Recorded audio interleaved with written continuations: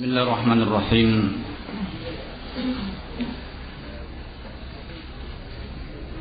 Innal hamdalillah nahmaduhu ta'ala wa nasta'inuhu wa nastaghfiruh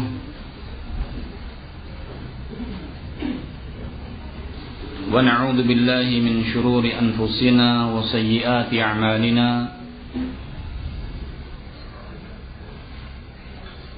من يهده الله فلا مضل له ومن يضلل فلا هادي له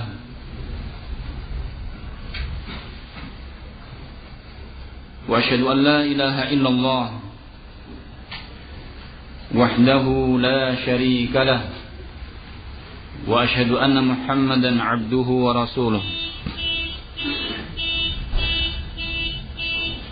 يقول تبارك وتعالى في كتابه الكريم: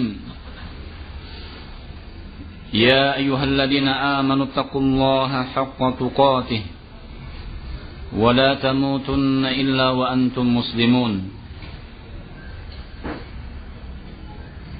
يا أيها الناس اتقوا ربكم الذي خلقكم من نفس واحدة وخلق منها زوجها وبث منهما رجالا كثيرا ونساء واتقوا الله الذي تساءلون به والأرحام إن الله كان عليكم رقيبا. يا أيها الذين آمنوا اتقوا الله وقولوا قولا سديدا يصلح لكم أعمالكم ويغفر لكم ذنوبكم ومن يطع الله ورسوله فقد فاز فوزا عظيما. ثم أما بعد فإن أصدق الحديث كتاب الله وخير الهدي هدي محمد صلى الله عليه وعلى آله وسلم وشر الأمور محدثاتها وكل محدثة بدعة وكل بدعة ضلالة وكل ضلالة في النار.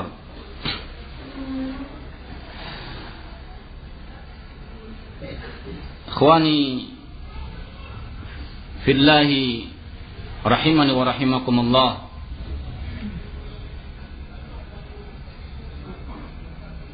Saudaraku, semoga Allah Jalla wa Ala merahmati kepada kita semua. Alhamdulillah,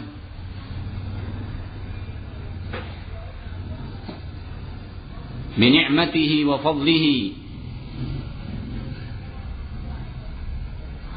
atas kenikmatan Allah Jalla wa Ala dan atas keutamaan Allah Jalla wa Ala,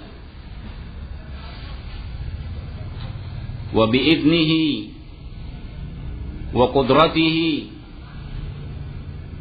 wa i'anatihi. Demikian pula atas ketentuan yang Allah Jalla wa Ala gariskan. Demikian pula atas pertolongan Allah Subhanahu wa ta'ala semata. Pada kesempatan sore hari ini Allah Jalla wa Ala mengumpulkan kita semua di salah satu rumah dari rumah-rumah Allah Jalla wa Ala untuk sama-sama mengingatkan, nasihat menasihati, karena sesungguhnya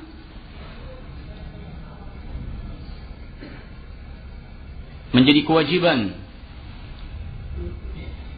dan perkara yang seharusnya dijalani oleh kaum muslimin umuman, kaum muslimin secara umum, wabil khusus, dan terkhusus kaum muslimin yang mereka berpegang teguh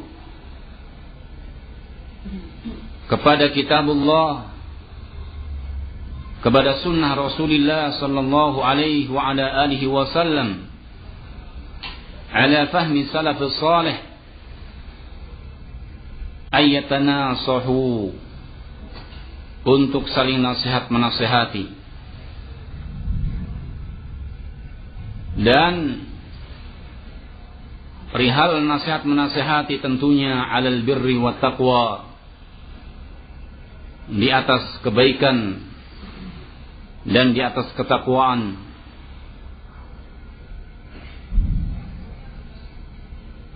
Naam ayyuhal ikhwah, barakallahu fikum. Mudah-mudahan diselenggarakannya dan diadakannya majlis mudzakarah, majlis untuk mengingatkan, dan yang telah dimulai pada kesempatan hari ini menjadi salah satu majlis yang Allah Jalla wa Ala menghendaki untuk kita semua secara khusus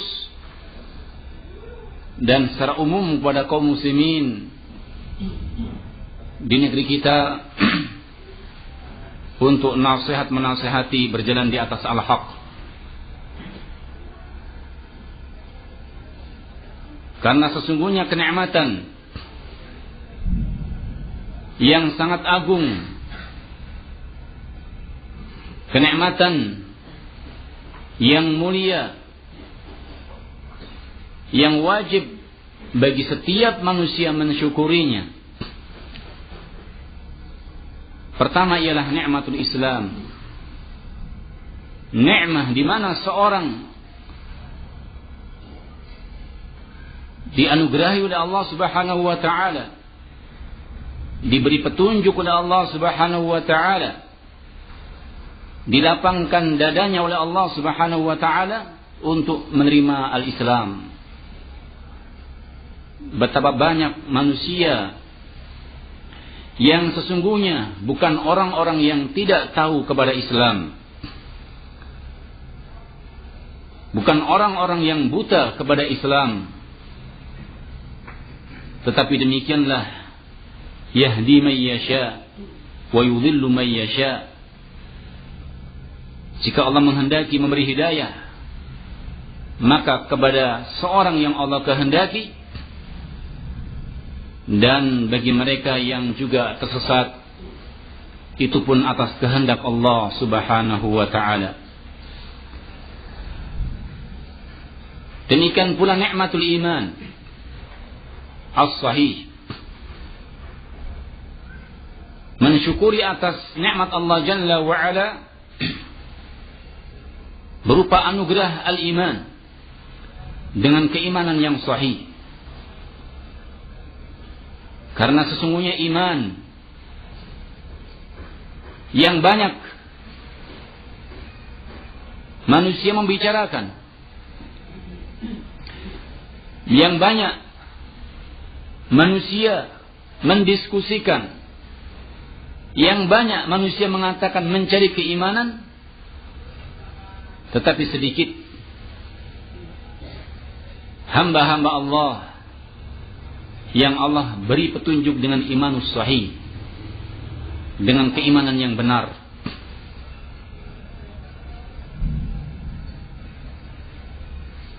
Maka kenikmatan yang sangat agung yang hendaknya mari kita senantiasa mensyukurinya sebelum diangkat oleh Allah Subhanahu wa taala, sebelum kita diharamkan oleh Allah Subhanahu wa taala, ialah keimanan atau kenikmatan berupa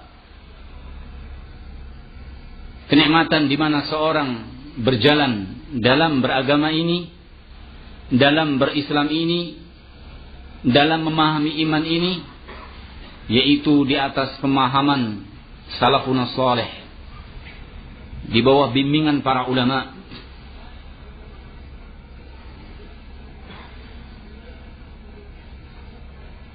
Karena jika tidak,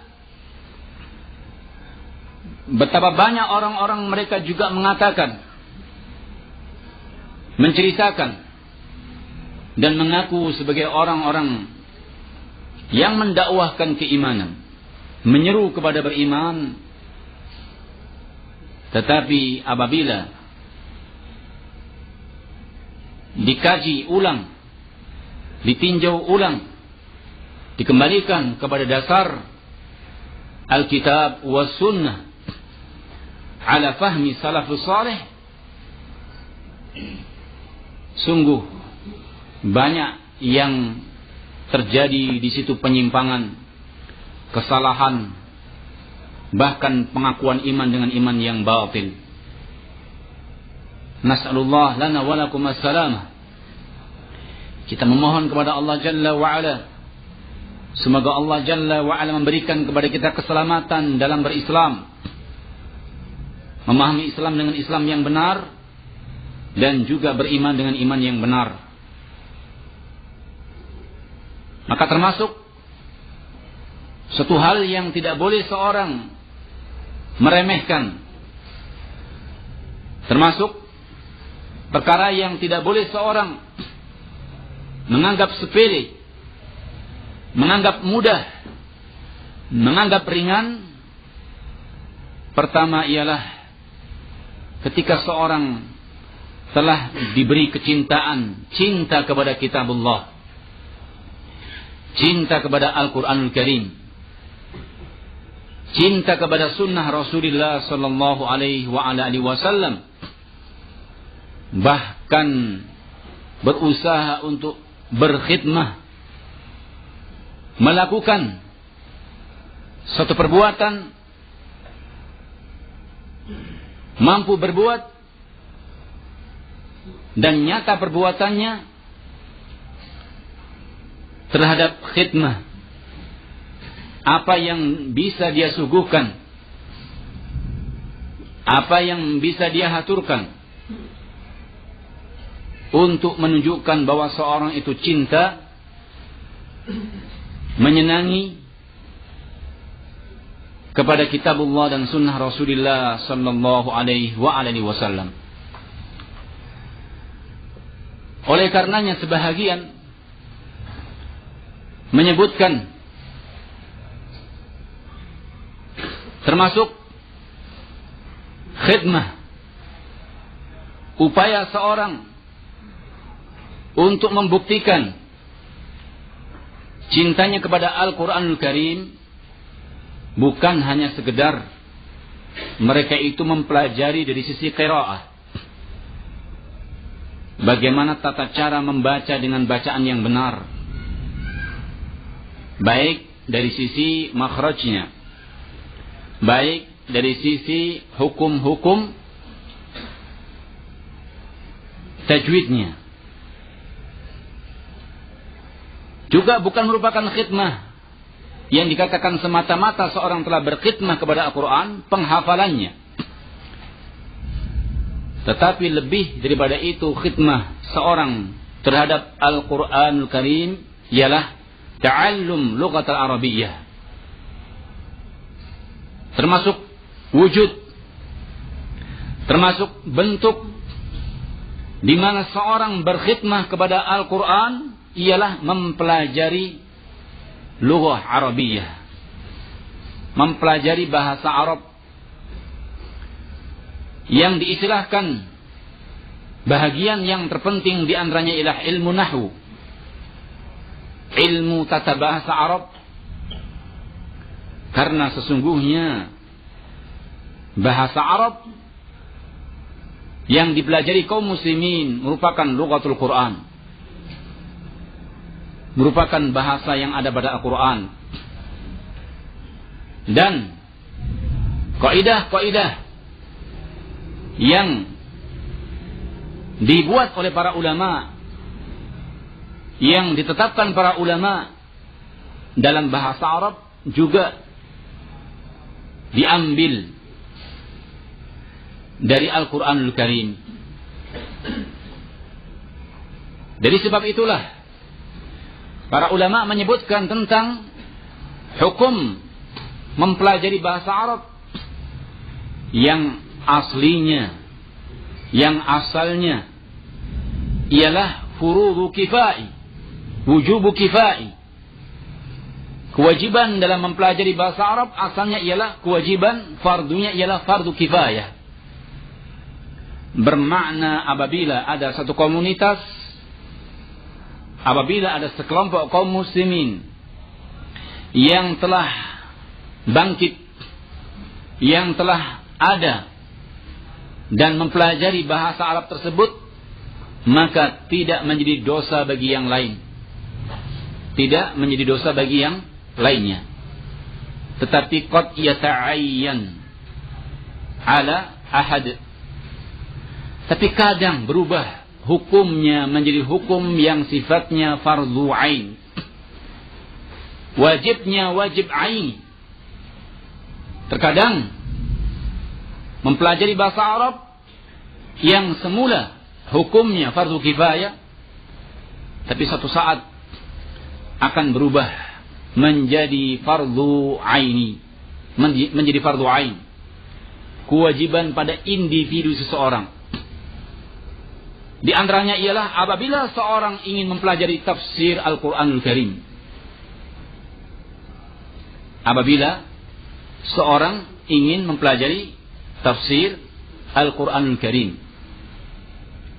tidak akan mungkin seorang masuk kepada pintu yang disebut dengan tafsirul Quranul Karim kecuali dengan pintu yang terbesar, ialah bab lughatul Arabiyyah, bab seorang mempelajari bahasa Arab.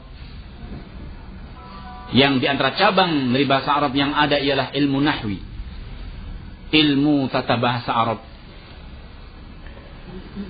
Maka satu hal yang di situ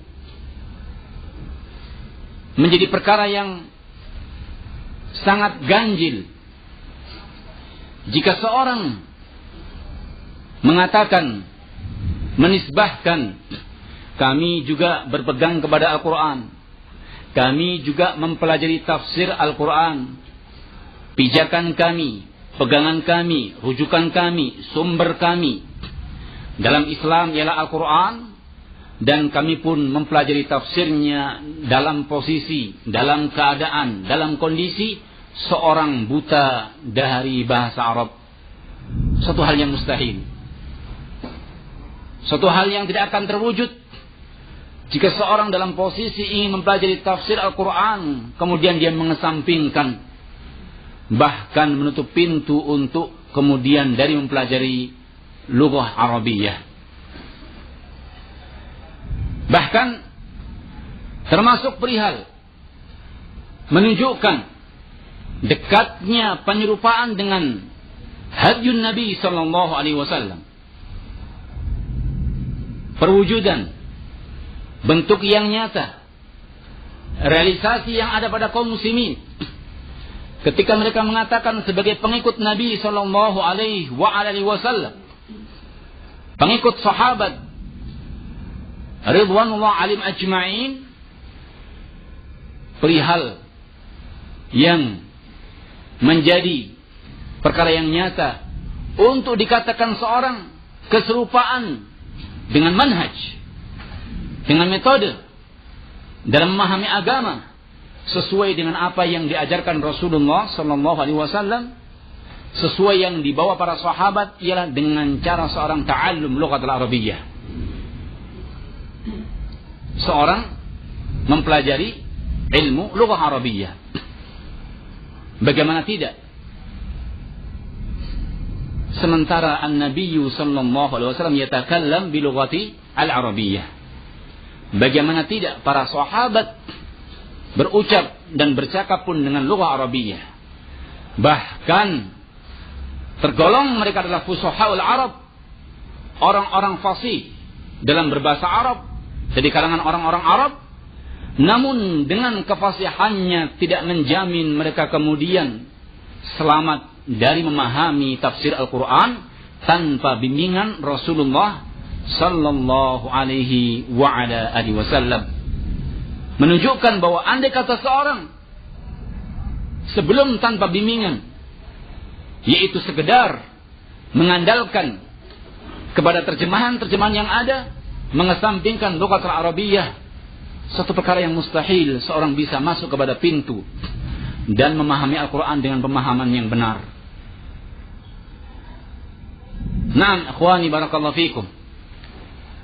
Kemudian termasuk perihal yang sesungguhnya untuk menunjukkan, untuk mewujudkan dan membuktikan bahwa seorang dikatakan telah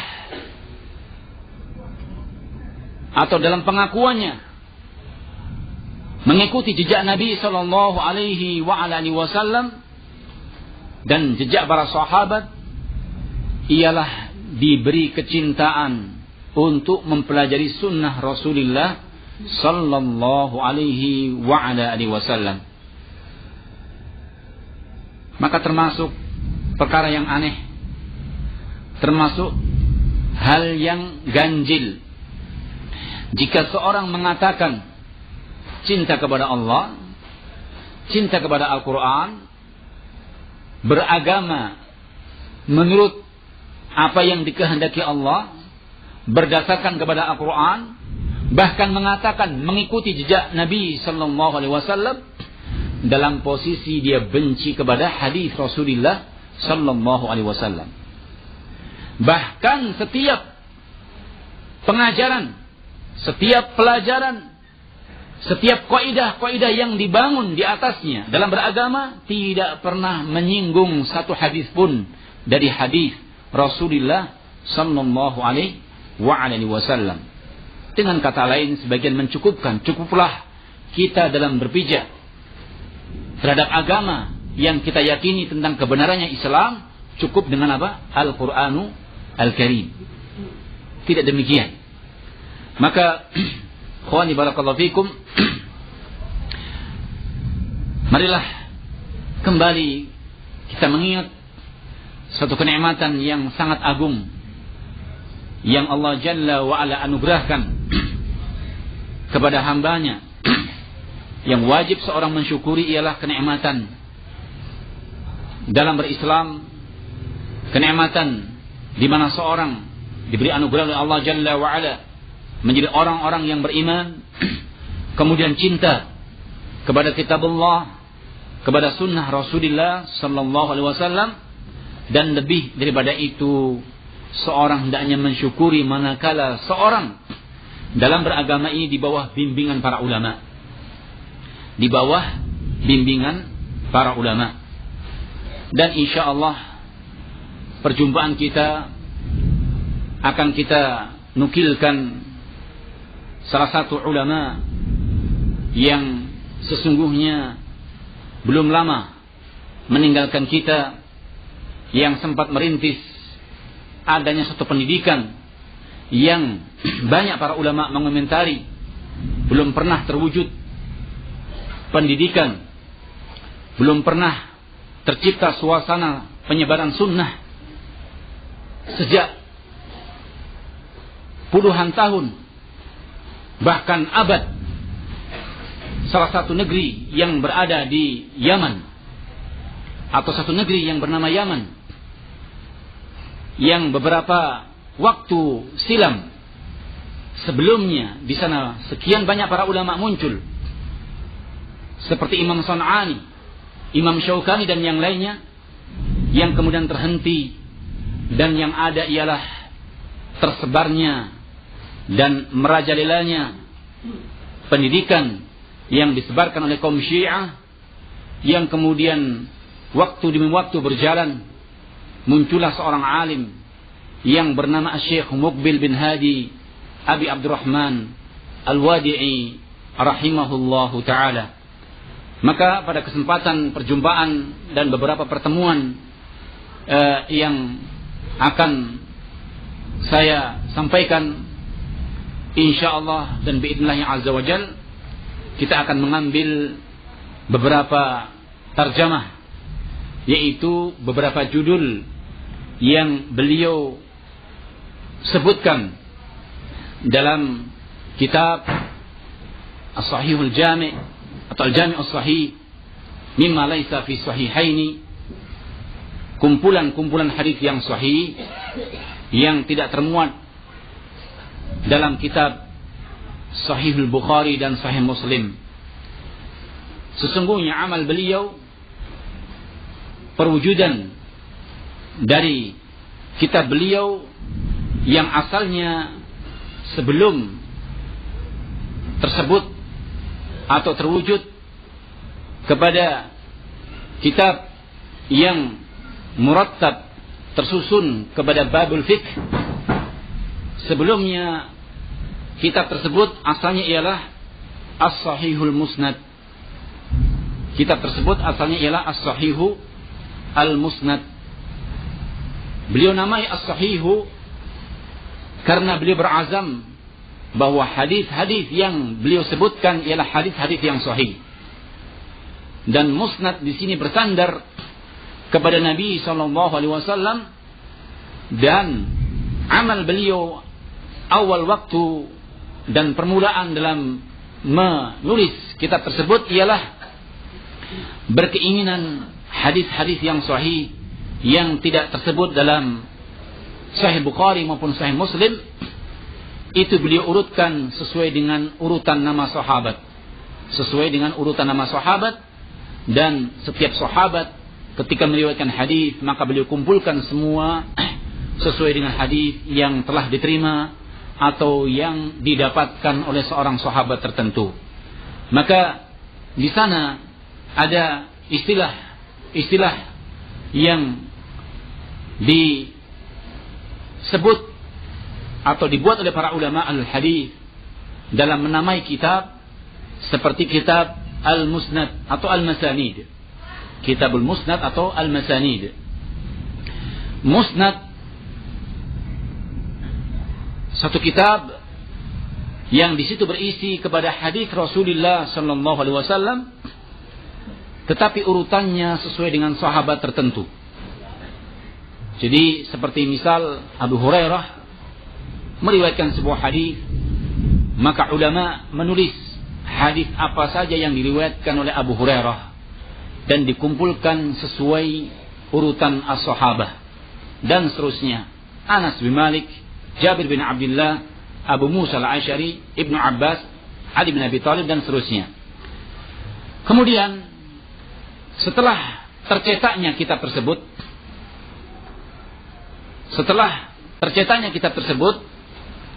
maka kitab ini beliau baca di tengah-tengah talabah sebagai salah satu jenis atau salah satu bagian mata pelajaran yang beliau ajarkan di masa hidupnya rahimahullah.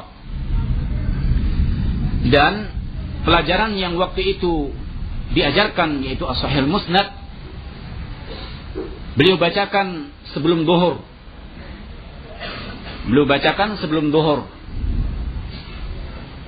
Di tengah-tengah pengajaran beliau rahimahullah, maka terkadang beliau mendapatkan kritikan. Beliau mendapatkan kritikan dari sisi ketika beliau berazam untuk mengeluarkan hadis. Untuk mengeluarkan hadis, bahwa hadis yang beliau sebutkan dalam kitab As-Sahihul Musnad ialah hadis yang sahih. Hadis yang sahih. Terkadang mendapatkan kritikan. Atau terkadang seiring dengan pengajaran beliau ada yang menyebutkan bahwa hadis itu walaupun dhaif, tetapi di sana ada penguatnya. Apa yang diistilahkan para ulama al-hadis dengan syawahid, penguat. Jadi kadang sebuah hadis menyendiri dengan sanad tertentu, kalau dia didapatkan dari jalan tertentu, dia dhaif, dia lemah. Tapi ketika mendapatkan penguat dari yang lain, maka menjadi apa? Menjadi sahih. Yang diistilahkan dengan apa? Sahihun li ghairihi. Dia sahih tapi karena yang lain mendapatkan apa? Penguat, dikuatkan oleh yang lainnya. Maka yang demikian ini beliau tidak mencantumkannya. Beliau tidak memasukkannya. Sebagaimana yang beliau sampaikan dalam mukadimahnya. Karena pembahasan hadis yang sesungguhnya harus diperkuat dengan sekian banyak penguat, pembahasannya cukup panjang. Pembahasannya cukup panjang. Sehingga yang beliau perhatikan derajat yang ada, derajatnya sampai kepada tingkatan sahih atau hasanun lidatih, atau hasan lidatihi. Naam, ikhwanna barakallahu fikum. Dan ini menunjukkan bahwa beliau rahimahullah bukanlah kemudian seorang yang apabila telah diposisikan sebagai seorang guru, yang diposisikan sebagai seorang pengajar utama di tempat beliau, kemudian apabila ada murid-murid beliau yang mengkritiknya dengan cara yang sopan, dengan cara yang baik, bukan tipe beliau kemudian beliau menolak, yaitu mengambil pendapat beliau semata dan tanpa mengambil pendapat dari murid-muridnya. Rahimahullah Syekh Muqbil bin Hadi Al-Wadi rahimahullah. Ini termasuk perihal yang sering beliau ingatkan. Bahkan nanti akan ada bab terkhusus tentang dhammut taqlid, celaan seorang yang mengekor, celaan seorang yang bertaklid, yaitu mengambil suatu pendapat dari orang yang dia itu bukan hujjah. Ittiba'u man laisa bihujjah bila hujjah. Kama qala rahimahullah lamma su'ila ma huwa taqlid.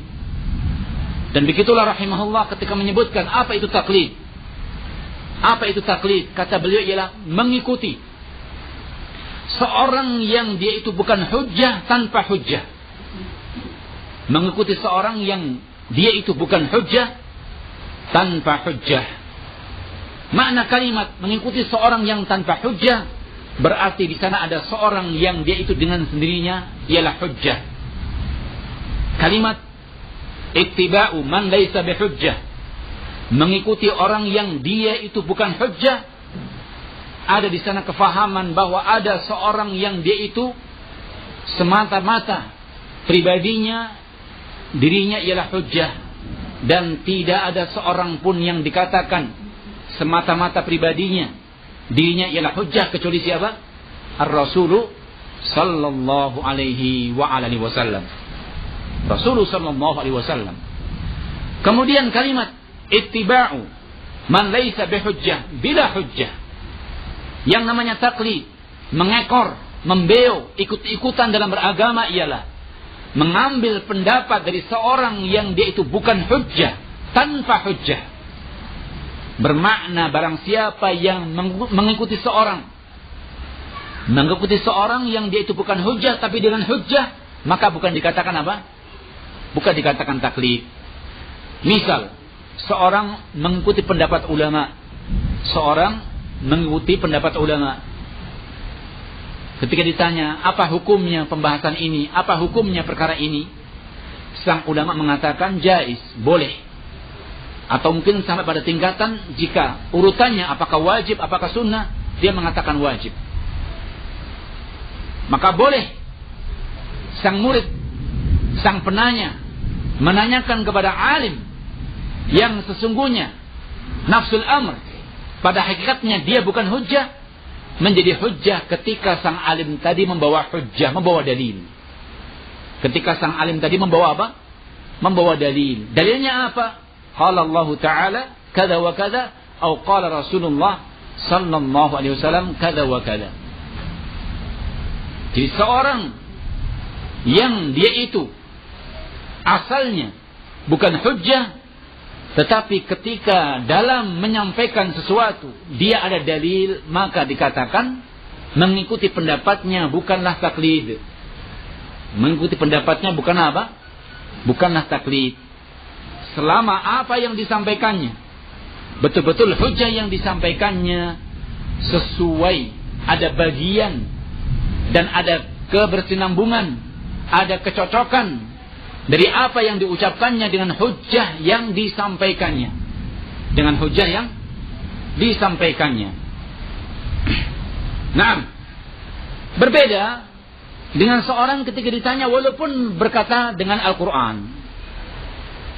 Seorang ditanya suatu masalah, walaupun dia mengatakan Al-Quran mengatakan demikian, atau hadis mengatakan demikian. Salah satu misal, pernah kita melewati suatu daerah yang sesungguhnya merupakan daerah yang rawan. Mungkin bagi sebagian asatidzah yang sedikit memahami geografis yang ada di Yaman, ada satu daerah yang melintasi antara Sa'dah atau Dammaj dengan Son'a. Itu ada daerah yang namanya Harb Sufyan. Ada satu daerah yang namanya Harb Sufyan. Bahkan konon terakhir yang pernah kita dengarkan, beberapa kutub, yaitu kitab-kitab ikhwah yang menginginkan untuk pulang ke Indonesia sempat dibakar. Sekian banyak kitab yang ada di situ. Nah, termasuk di antara daerah yang permusuhannya kuat terhadap Dammaj, markas yang di situ dirintis oleh Syekh Muqbil bin Hadi Al-Wadi rahimahullah, ialah Harb Sufyan. Karena keumuman mayoritas orang-orang yang ada di situ ialah orang-orang Syiah. Dan ketahuilah sesungguhnya Syiah itu ada tingkatan-tingkatan. Kaum Syiah itu ada tingkatan-tingkatan. Maka kalau kita dapatkan tarjamah biografi sebagian ulama, ada sebagian mereka dikatakan rumiyah bitasyayyu, dituduh terkena apa? Mazhab Syiah. Tapi Syiah di awal kali terjadi pada sebagian ulama yang mereka masalahkan ialah perselisihan dalam mengedepankan apakah yang didahulukan Ali bin Abi Thalib ataukah Utsman bin Affan. Utsman ibn Affan. Jadi siapakah yang didahulukan dalam masalah urutan khalifah? Apakah Utsman ibn Affan ataukah Ali bin Abi Thalib? Apakah Ali bin Abi Thalib? Demikian. Beranjak kepada perkara-perkara yang lebih fatal. Beranjak kepada perkara-perkara yang lebih fatal. Mulai menanamkan kebencian kepada para sahabat, yang mereka mengatakan bahwa sesungguhnya Abu Bakar As-Siddiq, Umar ibn Khattab, Utsman ibn Affan dikatakan telah berambisi merebut kekuasaan yang seharusnya Ali bin Abi Thalib menjadi khalifah apa? Yang pertama. Tetapi tidak berhenti di situ, sampai pada tingkatan pengkafiran kepada takfir, pengkafiran kepada Abu Bakar, pengkafiran kepada Umar, pengkafiran kepada Utsman bin Affan, pengkafiran kepada sekian banyak para sahabat. Maka tidak mengherankan apabila seorang dalam mengajarkan hadis di sebagian tempat, kalau ditanya hadisnya siapa yang membawa, Abu Hurairah katanya. Hadisnya siapa yang membawa, Abu Hurairah. Di antara kebencian yang sangat dan yang sengit sebagian kaum Syiah ialah kepada sahabat Abu Hurairah. Bencinya luar biasa. Sehingga kalau disebut sebuah hadis dikeluarkan Imam Bukhari dan Imam Muslim, atau dikeluarkan Imam Bukhari atau dikeluarkan Imam Muslim dengan mengatakan bahwa hadis ini dari Abu Hurairah, maka dikatakan hadisnya dhaif. Kenapa? Karena Abu Hurairah telah dikritik, tidak termasuk dari kalangan muhadditsin, tidak diakui, tidak akurat pengambilan beritanya. Demikian. Andai kata mungkin sebuah hadis didatangkan sahabat yang lain, baik, andai kata Anda menolak bahwa hadis ini Anda tolak, Anda lemahkan karena Abu Hurairah, bagaimana kalau kami datangkan sahabat yang lain? Siapa? Misalnya Abu Sa'id Al-Khudri, juga beliau pun demikian, bukan orang yang pantas. Terus sahabat yang mana yang Anda pilih? Kan begitu. Sahabat mana yang Anda pilih yang dikatakan akurat dalam memberitakan hadis Rasulullah sallallahu alaihi wasallam? Bahkan bukan dalam hal ini saja, sampai kepada kaum Syiah Rafidhah, kebenciannya bukan hanya kepada kaum lelaki di kalangan para sahabat, tapi kepada sampai tingkatan sebagian istri beliau. Maka di sana ada tafsir, kitab tafsir versi mereka, tetapi ketika mereka mentafsirkan dan mencantumkan bagaimana tafsir Al-Quran sesuai dengan pendapat mereka, sungguh tafsir yang tidak ada kesambungannya, titik temunya, baik secara bahasa maupun dikaitkan dengan ayat sebelumnya atau ayat setelahnya atau asbabun nuzulnya. Di antara perkara yang tersohor ketika mereka menafsirkan idbahu al-baqarah, sembelihlah apa? Sapi betina. Seorang muslim yang berakal tentunya apabila menerjemahkan, menafsirkan ayat akan melihat bagaimana konteks sebelumnya dan bagaimana konteks setelahnya. Mereka mengatakan perintah Allah idbahul baqarah yang dimaksud ialah sembelihlah Aisyah radhiyallahu anha.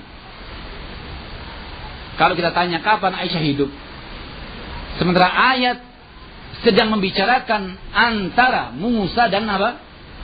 Dan kaumnya. Apakah Aisyah hidup di masa Nabi Musa alaihissalam? Apakah Aisyah hidup di masa Nabi Musa alaihissalam? Kan demikian. Jadi sekian banyak perihal-perihal yang sesungguhnya mereka walaupun punya tafsir, apakah dalam mentafsirkan ayat itu kemudian seorang harus keluar sesuai dengan apa yang dikehendaki? Tidak. Dari sisi bahasa harus ada kecocokan. Dari sisi bahasa harus ada apa? Kecocokan. Urful lughawi. Bagaimana lughah membicarakannya. Demikian pula bagaimana para ulama menafsirkannya. Dan bagaimana konteks ayat itu sebelumnya maupun setelahnya. Maka termasuk yang sempat ketika sebahagian kita melakukan sholat subuh,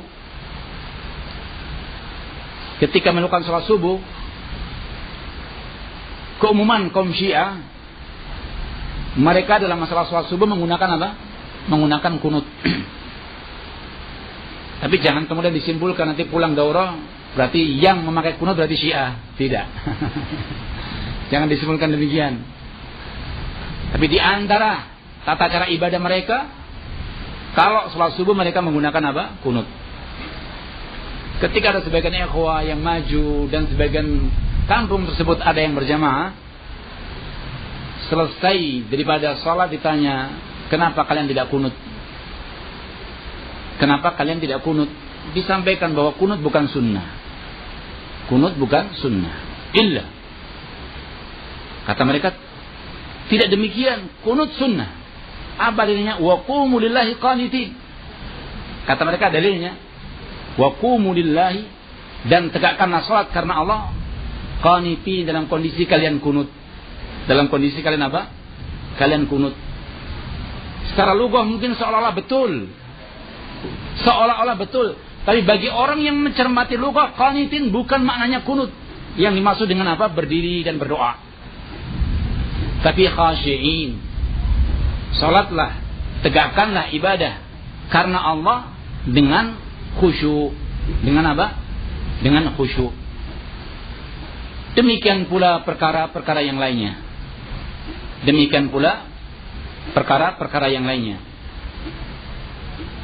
Demikian pula ketika di sana ada perihal apa yang menjadi kebiasaan mereka ialah dengan makan qad. Itu satu daun yang dia itu dimakan, daun yang masih muda, yang ujung-ujungnya. Namanya qad. Mereka makan biasanya habis makan siang sampai nanti menjelang asar. Bahkan seringkali mereka menggunakan istilah apa? Jam' suri. Menggabungkan salat di dua penghujung. Bagaimana caranya? Zuhur dilakukan di penghujung zuhur, asar dilakukan di awal asar. Tapi itu bukan apa?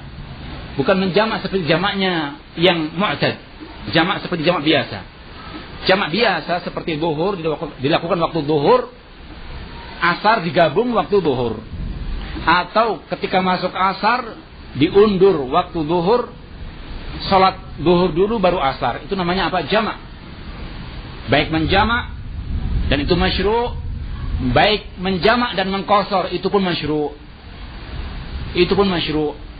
Rasul sallallahu alaihi wasallam sebagaimana yang diriwayatkan oleh Muslim, jama'a Rasulullah sallallahu alaihi wasallam bainal maghrib wal isya.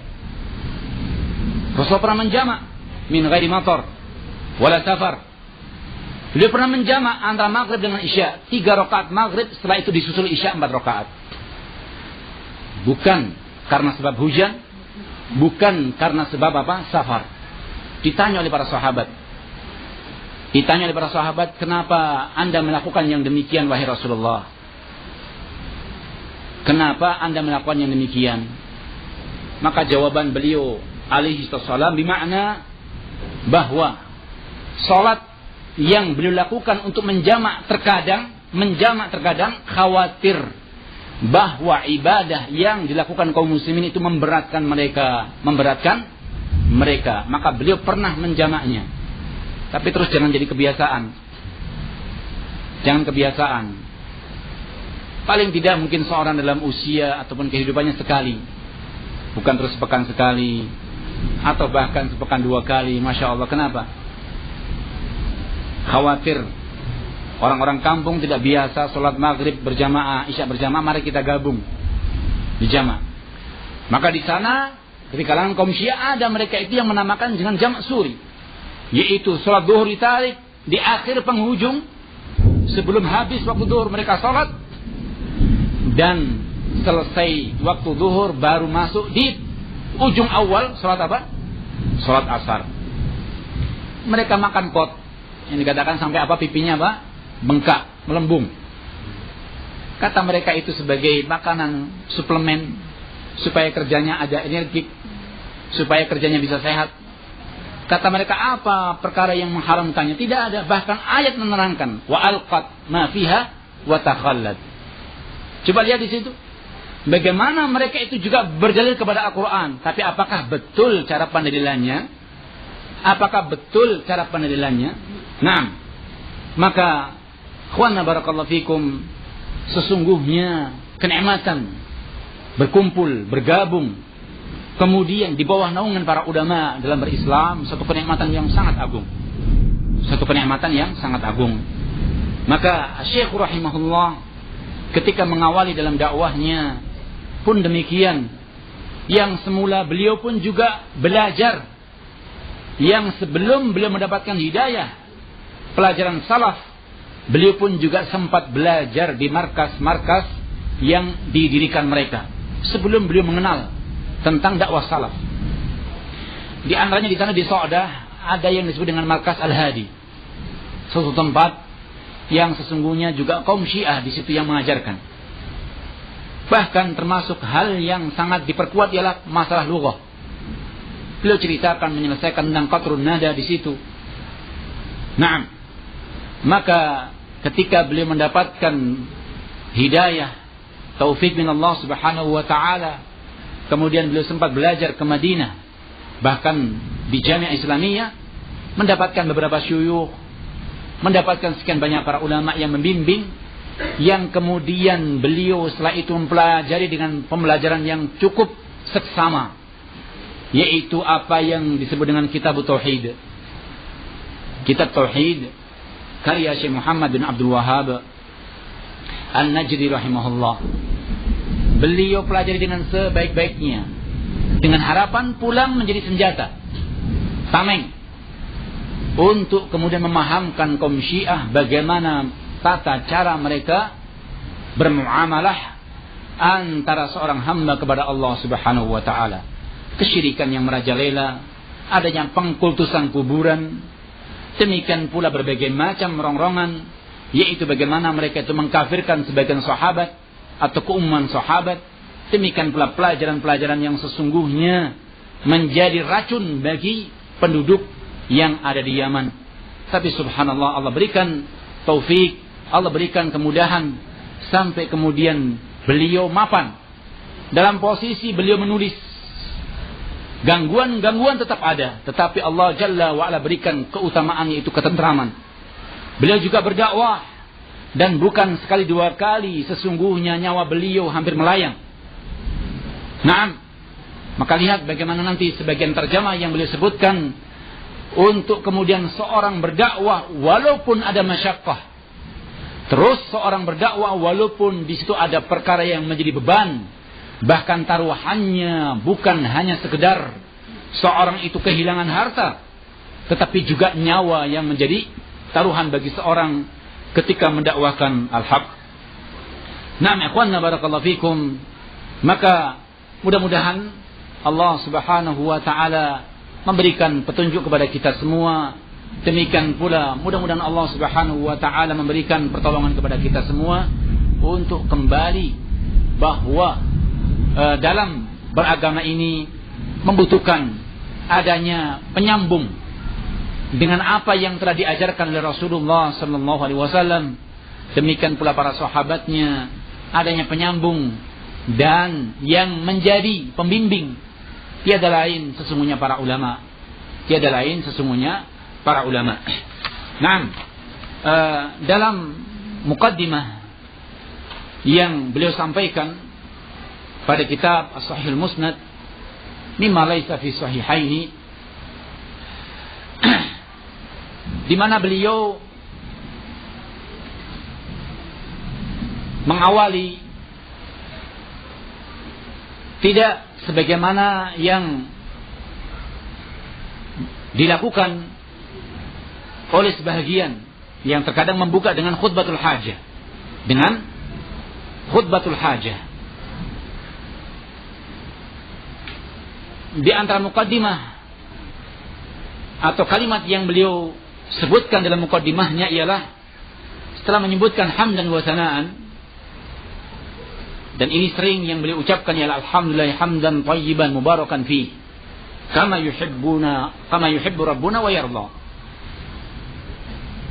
Ini kalimat yang sering beliau ucapkan ketika membuka suatu muhadarah atau ilqa'ul kalimah, nasihat. Dan adapun kebiasaan beliau kalau membuka dars seringkali hanya mencukupkan dengan bismillah. Naam. Atau bismillahirrahmanirrahim. Setelah menyebutkan syahadat, yaitu syahadatullah wa syahadatul rasul, maka beliau menyebutkan Allahumma salli ala Muhammad wa ala ali Muhammad kama sallaita ala Ibrahim wa ala ali Ibrahim innaka Hamidum Majid. Allahumma barik ala Muhammad wa ala ali Muhammad kama barakta ala Ibrahim innaka Hamidum Majid. Salah satu hal yang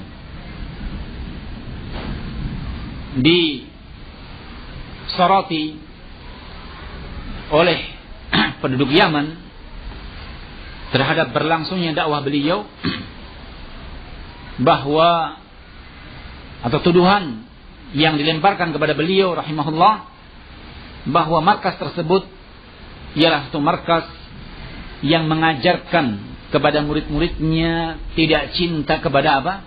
Alun Nabi sallallahu alaihi wasallam. Maka di sana ada kitab-kitab yang menunjukkan bahwa beliau bukan demikian, seperti Riyadul Jannah. Demikian pula Asy-Syafa'ah,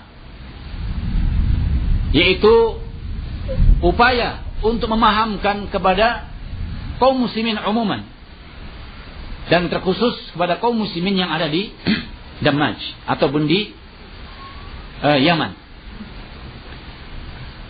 menanamkan bahwasanya kita ahlu sunnah, kita orang-orang yang mengikuti jejak salaf, sesungguhnya orang yang paling berhak untuk kita cintai ialah siapa? Ar-Rasul dan keluarga beliau serta para sahabatnya. Maka beliau ingin menyebutkan siapakah siapakah orang yang paling perhatian dalam mengucapkan salawatullah wassalamu alaihi? Siapa orang yang perhatian dalam mengucapkan salawat? Maka beliau sering menukil ucapan Ibnu Hazm rahimahullah. Demikian pula ucapan-ucapan ulama yang lain terhadap tindakan, terhadap perbuatan orang-orang yang mereka itu kalau mengucapkan salawat dengan disingkat atau ketika menulis salawat dengan disingkat. Di sana ada tata cara pengetikan oleh sebagian orang. Kalau mengetik salawat itu biasanya disingkat. Misalnya salam, shad, lam, ain dan mim. Maknanya apa? Sallallahu alaihi wa alihi wasallam. Ya mungkin kalau dengan bahasa kita SAW apa? SAW. Naam. SAW. Kalau kemudian subhanahu wa ta'ala apa? SWT. Pada sebagian orang ketika belajar ceramah, mari kita bersyukur kepada Allah SWT, dan kemudian kita mengucapkan salawat kepada Nabi kita Muhammad SAW. Kepada Nabi Muhammad SAW. Nah sesungguhnya para ulama perhatian. Qatta'allahu yadam ra'an. Semoga Allah Jalla wa'ala memutus tangan seorang, dikatakan. Ketika seorang itu bakhil, pelit dalam masalah penulisan. Penulisan ketika mengucapkan sallallahu alaihi wa alihi wasallam itu dengan singkatan. Perhatikan mana kutub para ulama ahli sunnah. Ketika sampai ucapan Muhammad atau Ar-Rasulu, siapa di antara mereka itu yang kalau menulis sallallahu alaihi wasallam itu disingkat? Tidak ada satupun. Mereka menulis dengan catatan lengkap sallallahu alaihi wa ala alihi wasallam. Menunjukkan bahwa para ulama salaf orang yang sangat perhatian dalam bersalawat. Bahkan siapakah yang terbanyak dalam bersalawat kepada Nabi kalau bukan para muhadditsin? Beliau terus mengingatkan yang demikian. Siapakah? Beliau menantang. Siapakah orang yang lebih banyak salawatnya kalau bukan para muhadditsin? Bagaimana tidak? Keseharian tatkala mereka mengoreksi hadis akan berjumpa dengan sabda Nabi dan mereka akan mengatakan apa? Sallallahu alaihi wasallam. Ketika mereka menulis, menyadur, memindah dari kitab lain ke kitab yang lainnya, mereka pun tidak dalam kondisi pelit, hanya disingkat short atau dan seterusnya, tapi terus mereka mengucapkan dan menulis dengan utuh sallallahu alaihi wa alihi wasallam. Mana tuduhan kalian bahwa kita adalah orang-orang yang benci dalam hal salawat? Mana tuduhan bagi kalian bahwasanya kita adalah orang-orang yang antipati, tidak mau bersalawat? Mana? Sesungguhnya para ulama al-hadis mereka adalah orang-orang yang sangat perhatian dalam bersalawat kepada apa? Nabi sallallahu alaihi wasallam dengan tulisan atau perwujudan dalam hal ucapan, Kemudian kata beliau rahimahullah, amma ba'd fa inni ahmadullah subhanahu wa ta'ala alladhi wafaqqani li talabil ilmi an-nafi'. Maka beliau terus menyandarkan, dan ini sering terucap, bahkan terulang-ulang dalam ucapan beliau ketika mendapatkan jumlah perkembangan murid yang cukup banyak. Awal perjalanan, awal mula mungkin berkisar antara 400 atau 600 orang, bertambah sampai 1000-an, 2000-an. Yang semula masjid yang ada hanyalah kecil, sangat kecil sekali, berpindah ke masjid yang lain, diperluas menjadi yang besar, itu pun tidak cukup. Bahkan pada sebagiannya di masa-masa liburan. Kalau masa-masa liburan, perbedaan di sana, masa-masa liburan seringnya liburnya panjang. Bukan seperti kita libur dibagi dengan 1 bulan yang tidak utuh. kadang seminggu, dibagi lagi seminggu, dibagi lagi seminggu. Sangat panjang liburannya. Dan dimanfaatkan oleh orang-orang yang mereka belum mampu. Orang-orang yang belum mampu untuk meninggalkan sekolah, di masa liburan mereka datang ke Damaj untuk belajar. Baik yang sudah pada tingkatan perguruan tinggi, atau yang menengah, atau yang tingkatan atas. Nah, belajar di situ. Posisi terkadang dalam kondisi tidak muat tempat. Yang ada ialah apa adanya. Sampai terkadang mereka tidur di luar. Kondisi hujan pun kadang mereka harus tidur. Walaupun dengan siraman air hujan. Walaupun dengan siraman air hujan. Naam. Wa barakallahu fikum. Yang kemudian sering beliau sebut-sebut tentang segala macam kenikmatan yang ada. La bidakaina wala biquwwatina wala biamwalina. Sesungguhnya terciptanya suasana yang mulia seperti ini bukan karena kepintaran kita, bukan karena kecerdasan kita. Tersohor di masa beliau bahwa beliau termasuk seorang yang sangat perhatian dalam masalah sekian banyak cabang ilmu, dalam masalah bahasa Arabnya, terkhusus dalam masalah ilmu mustalahnya, dalam masalah ilmu rijalnya. Sampai-sampai di sana dikesankan setiap hari syekh itu tidaklah mengajarkan kecuali nama-nama rawi saja. Sempat ada image, sempat di situ ada anggapan bahwa para murid yang tinggal di Damaj waktu itu tidak belajar kecuali belajar apa? Ilmu rijal. Ilmu menghafal tentang apa? Biografi seorang rawi. Seorang rawi. Itu saja katanya. Tidak memperhatikan akidah, tidak memperhatikan yang lainnya, fikih dan sebagainya. Subhanallah. Nanti akan kita dapatkan bagaimana terjemah yang boleh sebutkan.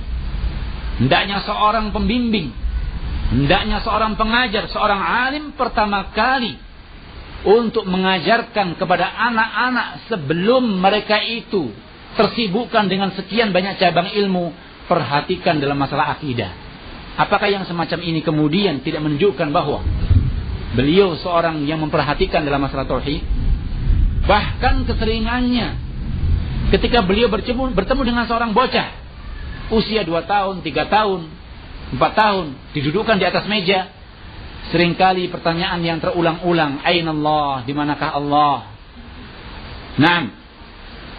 Apakah semacam ini menunjukkan bahwa beliau tidak ada perhatian dalam masalah akidah, masalah tauhid? Dan juga ada sebagian menganggap bahwa di masa-masa kehidupan beliau tidak perhatian dengan masalah memperhatikan Al-Quran, penghafalan, cara pembacaan dan seterusnya.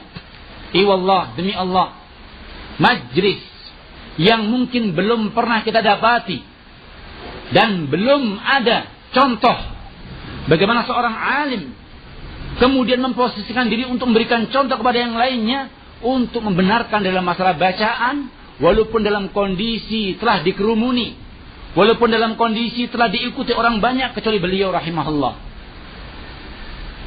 Dulu ada di sana perpekan dalam setiap malamnya atau dalam satu pekan satu malamnya,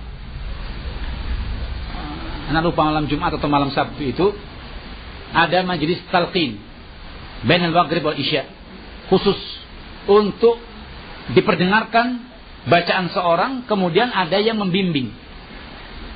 Apakah benar, apakah tidak? Pertama kali yang memberi contoh ialah beliau rahimahullah.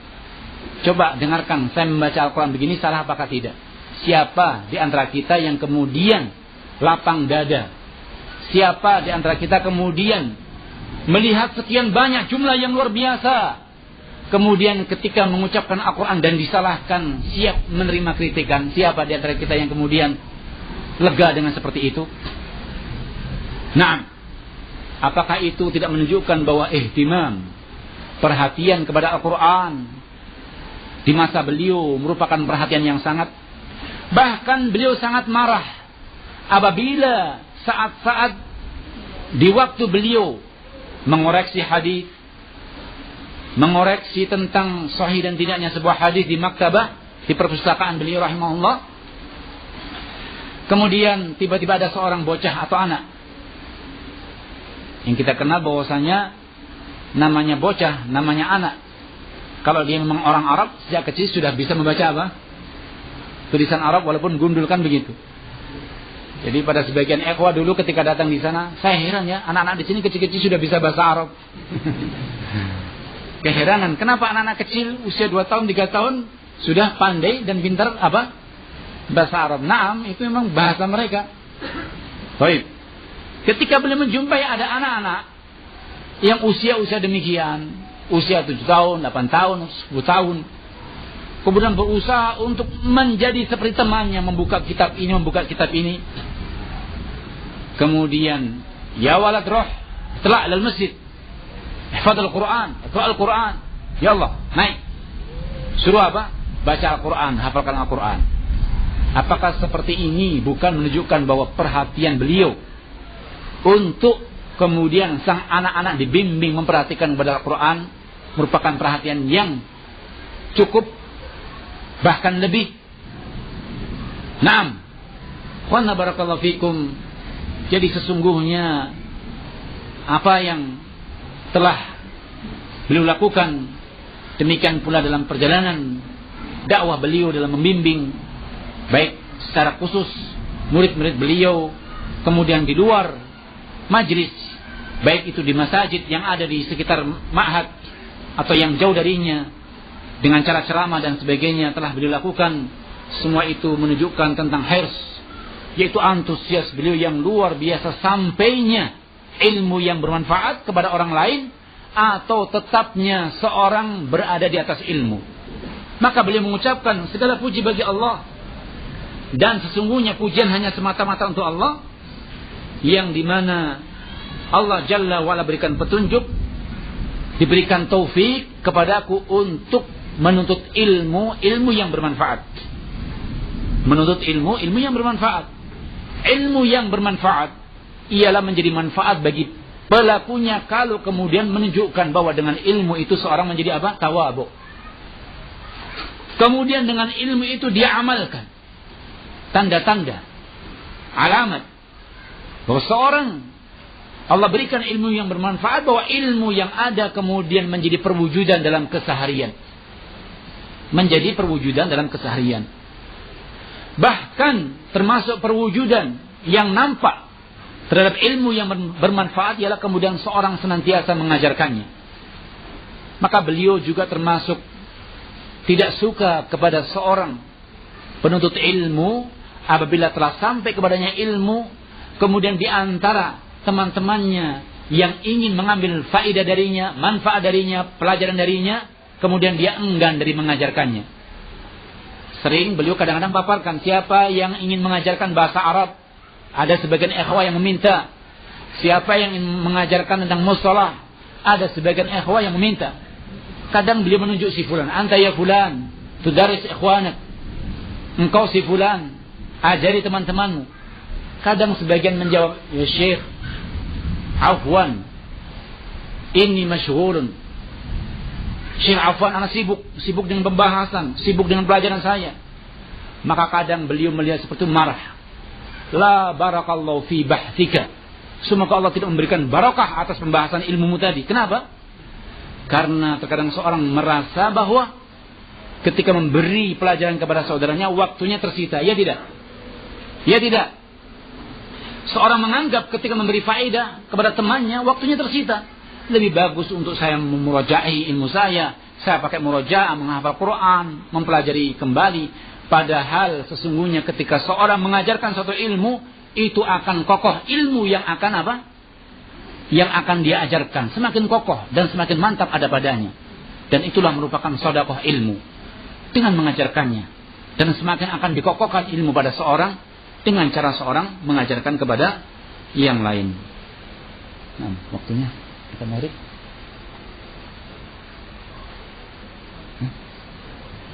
Maghrib jam berapa?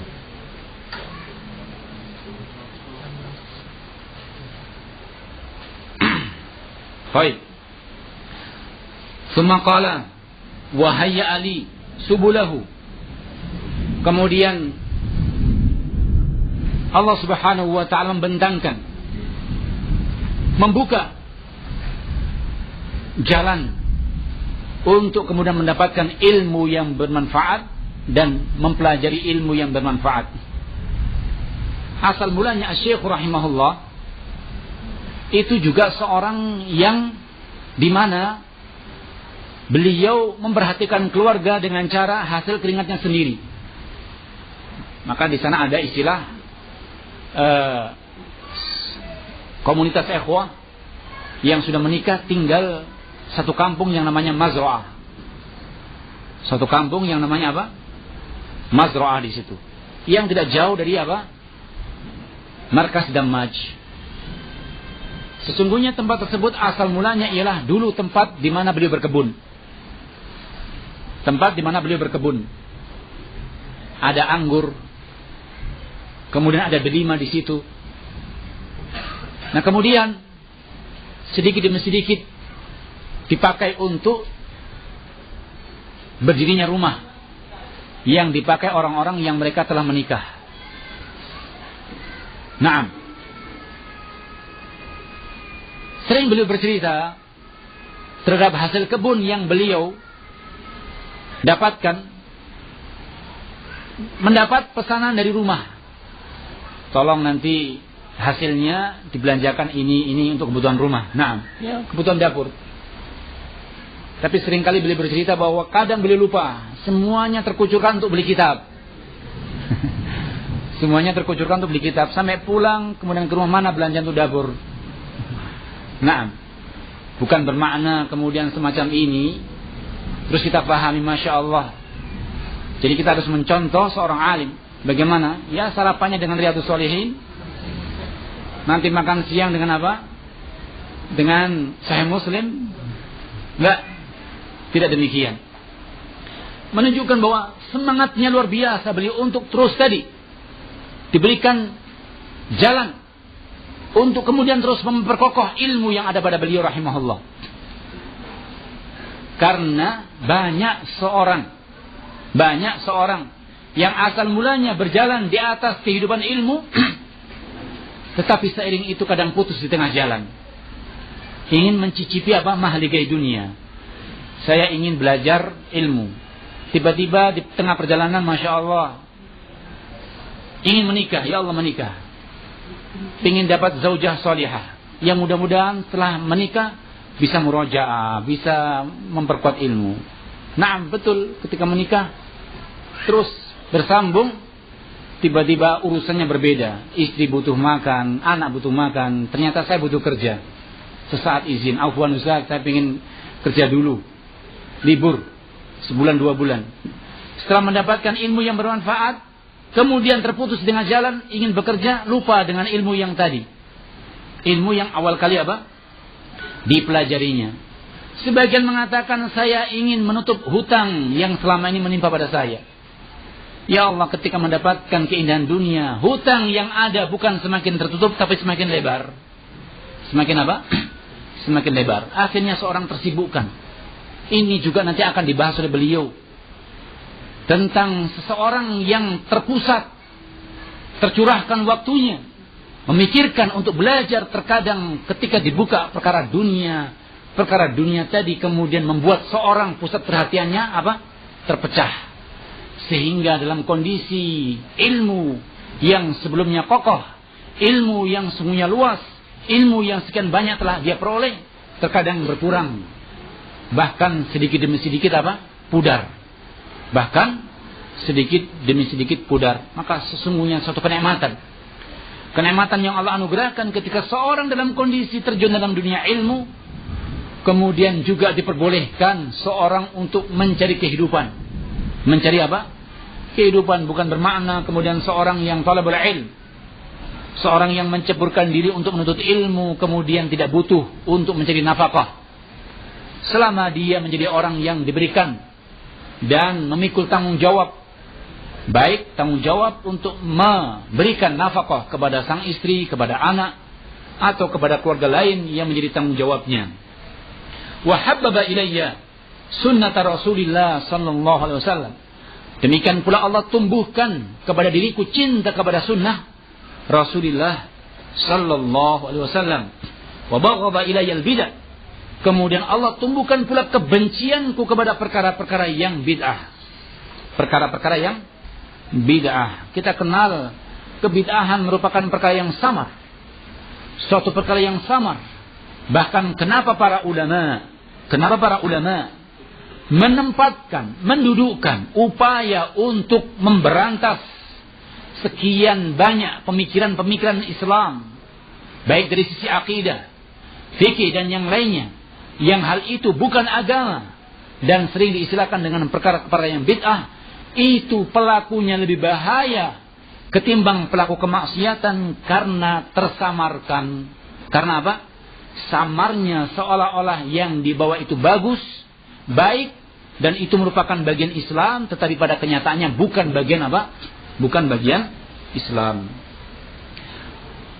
Falahul hamdu hatta yarda. Maka semata-mata pujian itu hanyalah untuk Allah Subhanahu wa taala. Semata-mata pujian itu hanyalah untuk Allah Subhanahu wa taala. Dan termasuk perihal perwujudan cintanya beliau kepada hadis Rasulullah sallallahu alaihi wasallam sebagaimana yang telah terwujud, yaitu upaya beliau untuk, yaitu angan-angan beliau untuk mengeluarkan sebuah hadis, untuk menciptakan sebuah hadis, atau untuk menulis sebuah hadis yang tidak tertulis pada Sahih Bukhari atau Muslim, yang hadis tersebut ialah hadis yang sahih. Hadis tersebut hadis yang sahih, dan terwujudlah sebuah kitab yang disebut dengan apa? As-Sahihul Musnad mimma laisa fi sahihaini. Bahkan beliau sering mengatakan, sungguh perkara yang sangat melezatkan bagi saya, kata beliau, andai kata dalam kehidupan itu saya teringat membaca Sahih Bukhari, demikian pula andai kata saya teringat membaca Sahih Muslim. Karena Sahih Muslim di zaman beliau sempat terselesaikan. Di zaman beliau sempat terselesaikan tentang pembacaan kitab Sahih Muslim. Demikian pula di masa hidupnya beliau, adapun Sahih Bukhari belum sempat terselesaikan dari awal beliau membacanya. Adapun Sahih Muslim sempat terselesaikan. Dan beliau sering ketika mengingatkan, yaitu satu sanad yang sering beliau menjadi sanad dambaan. Maka para ulama menyebut dengan istilah silsilah dhahabiyah, suatu rentetan sanad yang sesungguhnya digelari dengan mata rantai yang terbuat dari emas. Kadang sering beliau menyebutkan tentang riwayat Imam Bukhari ketika menyebutkan haddatsana Abdullah bin Yusuf qala haddatsana Malik an Nafi' an Ibnu Umar. Dan itu sebuah hadis yang juga teringat pertama kali tatkala kita datang di bulan Ramadan pada tahun 94 atau 1994 ketika berkunjung di Damaskus awal kali menuntut ilmu di tempat beliau. Tatkala kita duduk, ada salah seorang talib beliau yang sekarang menjadi sahib Tuhfah Al-Wusabiyah, yaitu Syekh Ahmad bin Thabit Al-Wusabi hafizahullah taala. Teringat ketika beliau ingin menyampaikan sambil menunggu, karena waktu itu Ramadan, sambil menunggu datangnya jamuan buka puasa, mari kita mengingat untuk menghafal hadis. Mengingat menghafal hadis. Di antara hadis yang waktu itu sempat beliau sampaikan ialah riwayat Imam Bukhari, haddatsana Abdullah bin Yusuf, kemudian an Malik an Nafi' an Ibnu Umar, man syaribal khamra fid dunya lam yashrabhu fil akhirah. Barang siapa yang minum arak, barang siapa yang minum minuman keras di dunia, maka dia tidak akan diberikan oleh Allah Jalla wa Ala kesempatan, kenikmatan untuk minum araknya di akhirat, yaitu minuman keras yang ada di akhirat, yang tentunya merupakan satu minuman yang berbeda dengan minuman keras yang ada di dunia. Ini sebuah hadis yang sempat waktu itu awal kali kita dapatkan dan awal kali tersampaikan kepada kita. Maka beliau sering mengingat tentang sebuah hadis. Pertama kali kalau beliau membaca suatu riwayat yang disebutkan Imam Bukhari, jika riwayat tersebut ialah dari jalan Abdullah bin Yusuf an Malik an Nafi' an Ibnu Umar. Nah, ikhwan barakallahu fikum, mudah-mudahan dari muqaddimah atau sekelumit dari muqaddimah yang kita sampaikan memberi dorongan kepada kita untuk kemudian kita mengingat sesungguhnya betapa tinggi, besar dan agungnya keseriusan beliau dalam memberikan manfaat kepada kaum muslimin serta kepada Islam. itu untuk kembali kepada jalan yang benar. Dan tentunya perkara ini bukanlah perkara yang kita lupakan begitu saja, namun dengan membaca atau mengingat tentang manhaj, atau dengan mengingat tentang cara beliau dalam pengajaran, tata cara beliau dalam memberikan pendidikan, mudah-mudahan akan menjadi salah satu perkara yang mudah-mudahan pelipur lara bagi kita dan obat bagi kita manakala kita hidup di tengah-tengah kaum muslimin yang senantiasa membutuhkan bimbingan. Dan bukan bermakna bahwa pembacaan sejarah beliau atau menukil dari sebagian karya-karya beliau kemudian kita menafikan ulama-ulama yang lain yang sesungguhnya juga al-ajilla ka Syekh Ibn Baz rahimahullah, demikian pula Syekh Ibnu Utsaimin rahimahullah, demikian pula Syekh Al-Albani rahimahullah yang hidup di zamannya. Bukan bermakna demikian, tetapi sesungguhnya kita menginginkan dengan pembacaan sebagian karya-karya beliau atau apa yang pernah beliau ajarkan, termasuk perihal yang mudah-mudahan menjadi salah satu ilmu yang tidak kita dapatkan dari yang lainnya. Satu ilmu yang tidak kita dapatkan dari yang lainnya. Kita cukupkan untuk kesempatan kali ini. Mudah-mudahan Allah berikan taufik kepada kita semua. Subhanakallahumma wa bihamdika asyhadu an la ilaha illa anta astaghfiruka wa atubu ilaik wa akhiru da'wana anil hamdulillahi rabbil alamin.